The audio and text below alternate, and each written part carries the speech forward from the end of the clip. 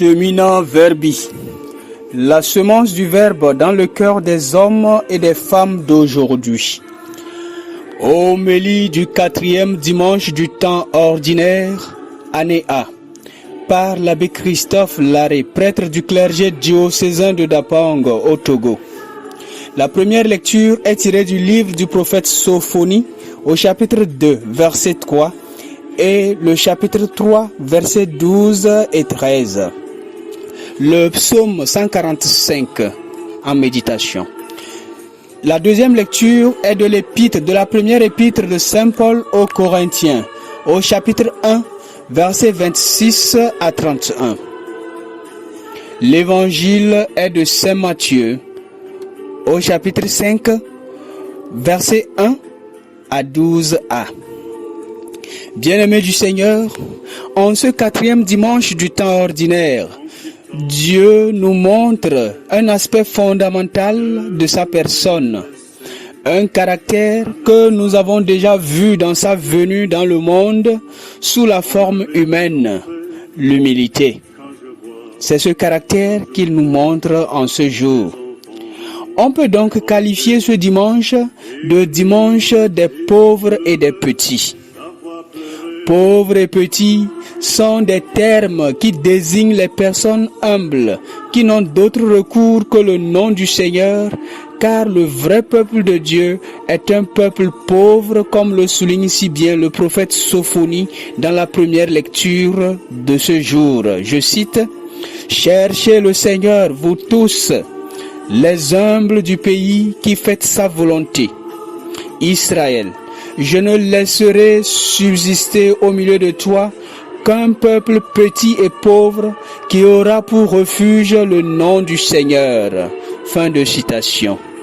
Autrement dit, est humble celui qui sait écouter le Seigneur, celui qui est attaché au Seigneur. L'humilité n'est donc pas un calme apparent. L'humilité n'est pas non plus un délaissement total de sa personne dans un désordre, que ce soit un désordre intellectuel, refusant de faire des efforts pour faire de grands progrès, que ce soit un désordre matériel, pensant que n'ayant rien, je suis humble. C'est faux. L'humilité n'est rien de tout cela.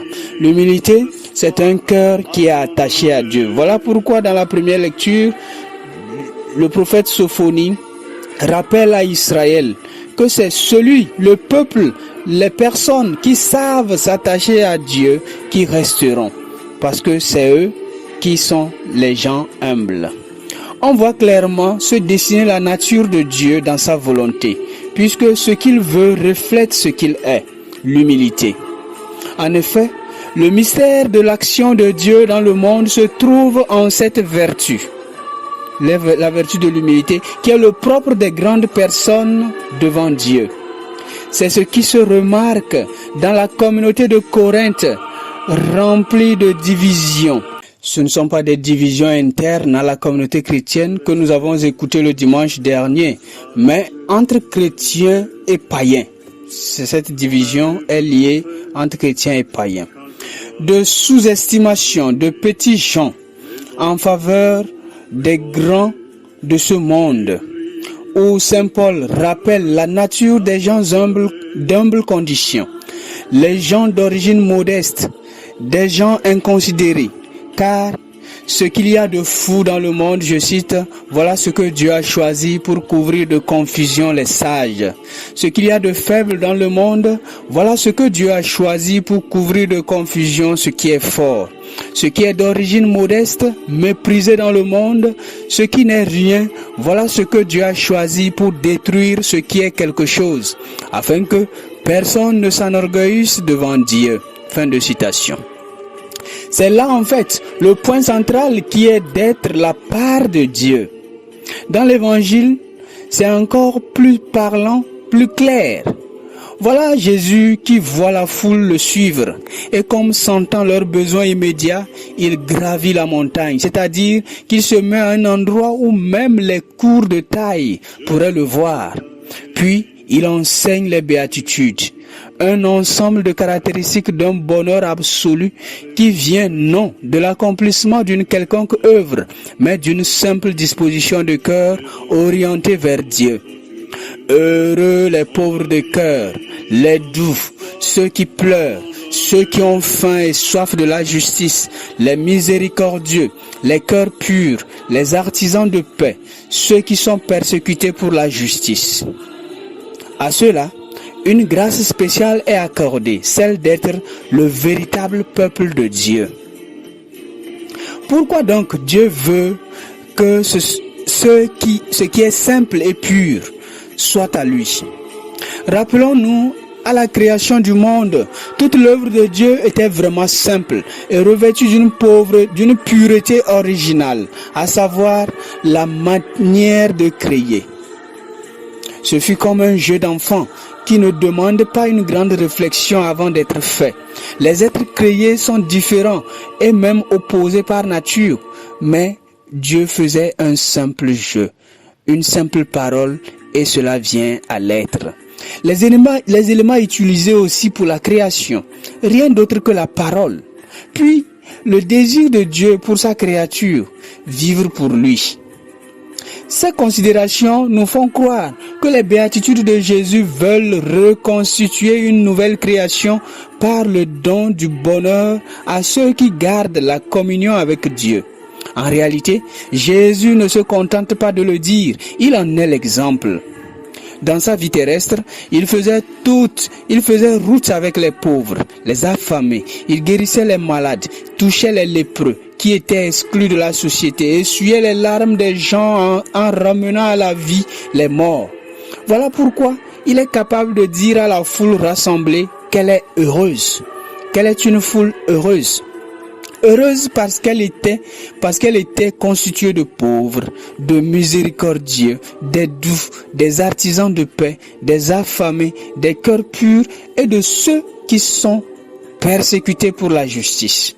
Les cœurs purs verront Dieu. Signe que ce sont les gens d'humble condition qui suivent facilement la volonté de Dieu. Bien-aimés du Seigneur, cette parole de l'Écriture que vous venez d'entendre, c'est aujourd'hui qu'elle s'accomplit.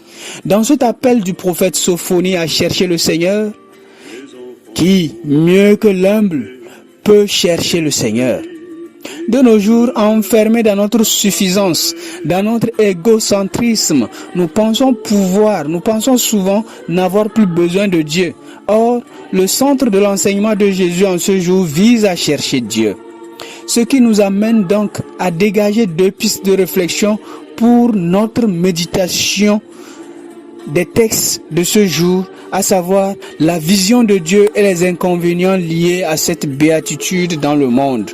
Voir Dieu, le premier point. Heureux les cœurs purs, ils verront Dieu.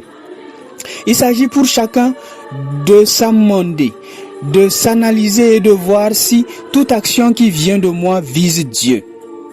Sur ce, même si je suis par nature doux, paisible, pauvre ou encore humble, il s'agira pour moi de voir si ces vertus, bien que bonnes, sont pour moi une autre façon de m'attendre à quelque chose comme récompense. Autrement dit, est-ce que je calcule pour être humble?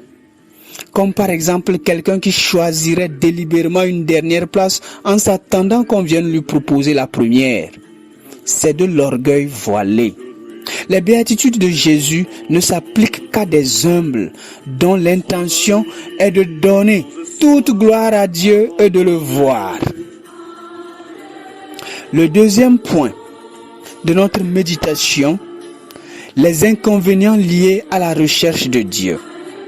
Voir Dieu exige beaucoup de sacrifices, puisque non seulement il faudra être assez humble pour le chercher, et aussi subir d'autres sortes de mal à cause de lui. Jésus évoque cela expressément comme une neuvième béatitude. Là, on voit le monde se déchaîner contre les chercheurs de Dieu, contre ceux qui accomplissent la volonté de Dieu dans le monde.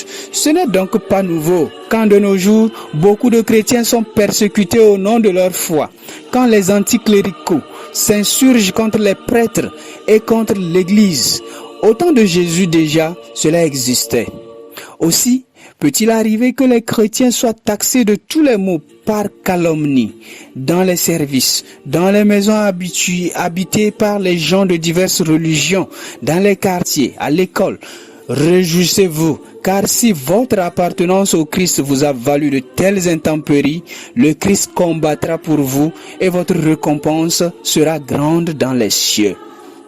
De même, cette souffrance peut aussi être entre chrétiens seulement, quand certains vivent sérieusement leur foi et engagement baptismaux et que d'autres qui ne font aucun effort les marginalisent en se moquant d'eux par des propos comme « vous vous dites plus engagés ». Votre foi a-t-elle déjà réveillé un mort? Voilà des propos qui découragent. Sachez-le, le Seigneur prend parti du faible, de l'opprimé et il est toujours au rendez-vous pour soutenir ceux qui optent à le chercher humblement avec un cœur de pauvre.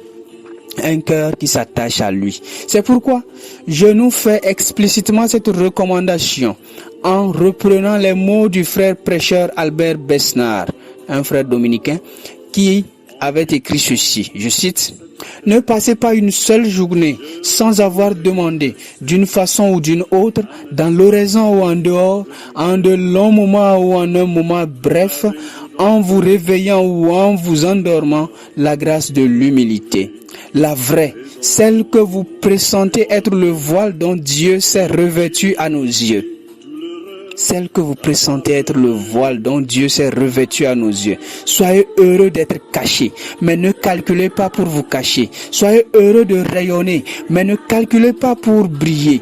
Soyez heureux de savoir, mais enseignez les autres comme si votre savoir vous mettait plus bas qu'eux.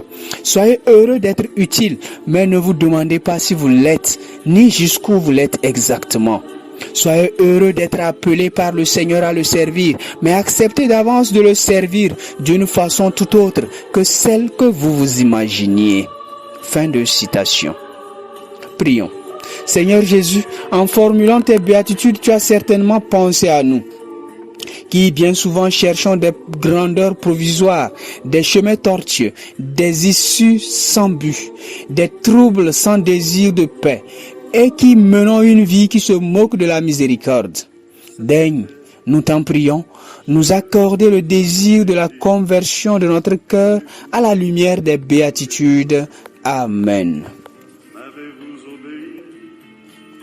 Quand je vois aujourd'hui mes enfants torturés, enfuis sans espoir, abandonnés, allez-vous-en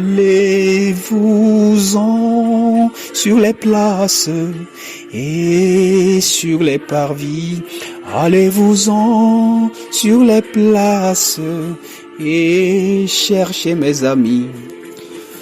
Tous les enfants de lumière qui vivent dans la nuit, tous les enfants de mon Père séparés de lui, allez-vous-en sur les places et chez mes témoins chaque jour.